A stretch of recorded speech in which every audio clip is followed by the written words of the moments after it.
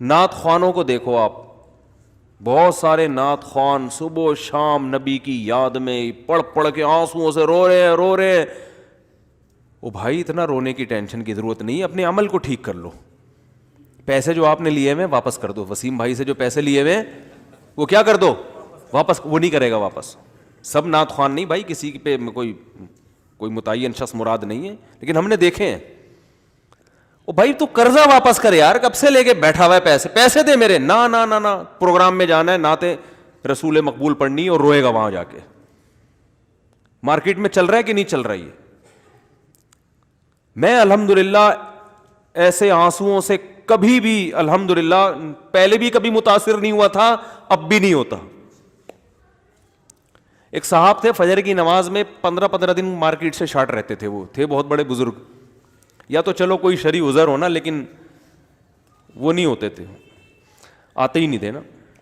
اب خلیفہ بھی تھے, وہ بزرگ بھی تھے. تو ایک نمازی چمٹ گیا ان کو کہ یار ایک دن ہوتا ہے, 2 دن ہوتا ہے, یہ فجر کی نماز جیسے دوسرے مسلمانوں پر ہے آپ پر بھی تو ہے نا. ہر مسجد میں نا ایک ٹینشن لازمی یاد رکھو ہوتی ہے امام کے لیے. وہ امام کو دیکھ رہا ہوتا ہے یہ انسان کا بچہ بن کے چل رہا ہے کہ نہیں چل رہا. ہر مسجد میں اللہ نے ایک ٹینشن کم از کم پیدا کی ہوتی ہے, اور وہ صحیح ہوتی ہے صحت کے لیے, سب وہ ضروری ہوتی ہے. تو وہ چپک گئے کہ بھائی یا تو کوئی بیماری ہے, تو یہ بول تو ہم تھوڑی پوچھ رہے ہیں کہ آپ کو کوئی بیماری, بس بتا دو یار کوئی شرعی عذر ہے, ہم فرض کر لیں گے, کچھ تو بولو. نہیں تو یہ بیوقوف ہیں جو اتنے لوگ ہیں یہ نماز پڑھنے آ رہے ہیں.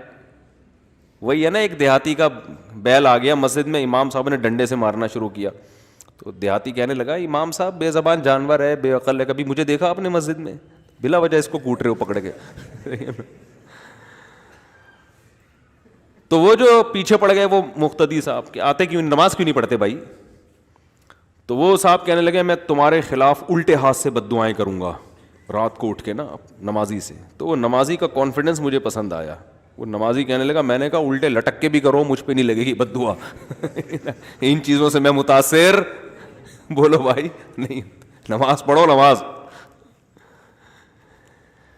تو عمل دیکھو, اگر کوئی غلطی بھی ہے نا تو اللہ نے بڑے آپشن رکھے بھائی, سدھرنے کی کوشش کر لو, توبہ کر لو. لیکن غلطی کو نہ غلطی مانا جا رہا ہے, نہ اس کو چھوڑنے کی کوشش کی جا رہی ہے. لیبل ہٹانے کے لیے تیار نہیں ہے. لیبل لگ گیا بس نیک آدمی کا, یہ چپکا رہے گا قیامت تک آپ کے ساتھ. بی بی تمیزہ کا وضو سنا ہے؟ بی بی تمیزہ وضو کے بغیر وضو نہیں آتی تھی اس کو نا, تو مسجد کے امام نے بی بی تمیزہ کو کہا کہ تو نماز کیوں نہیں پڑھتی ہے؟ اس نے کہا کہ مجھے وضو کرنا نہیں آتا. تو امام صاحب نے اپنے سامنے اس کو وضو کرایا اور نماز پڑھائی. اس نے کہا زبردست. امام صاحب نے کہا میں سفر میں جا رہا ہوں, واپسی پہ تجھ سے پھر پوچھوں گا نماز پڑھتی ہے کہ نہیں پڑھتی. امام صاحب آئے 8-10 سال کے بعد, اس دوران بی بی تمیزہ کی شادی بھی ہو گئی, بچے بھی ہو گئے ماشاءاللہ. امام صاحب نے کہا ہاں بھائی نماز پڑھتی ہے؟ اس نے کہا الحمدللہ 10 سال میں سے پابندی سے پڑھ رہی ہوں. انہوں نے کہا وضو؟ کہہ رہے وضو تو آپ کرا کے چلے گئے تھے.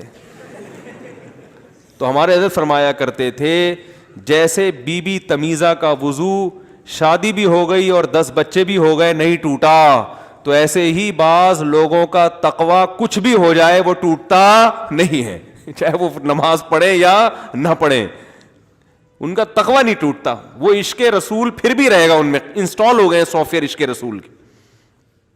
تو جو کرنے کا کام ہے میرے بھائی وہ کیوں نہیں کرتے؟ تھوڑا عمل کر لو پابندی کے ساتھ, فرائض واجبات پورے کر لو, اللہ آپ سے زیادہ کا سوال نہیں کرے گا. موٹے موٹے حکام, اور اگر کوئی گناہ ہو رہا ہے تو توبہ کرو اللہ کے سامنے, چھوڑنے کی کوشش کرو اس کو.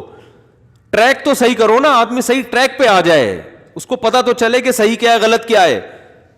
ٹریک ہی صحیح نہیں ہے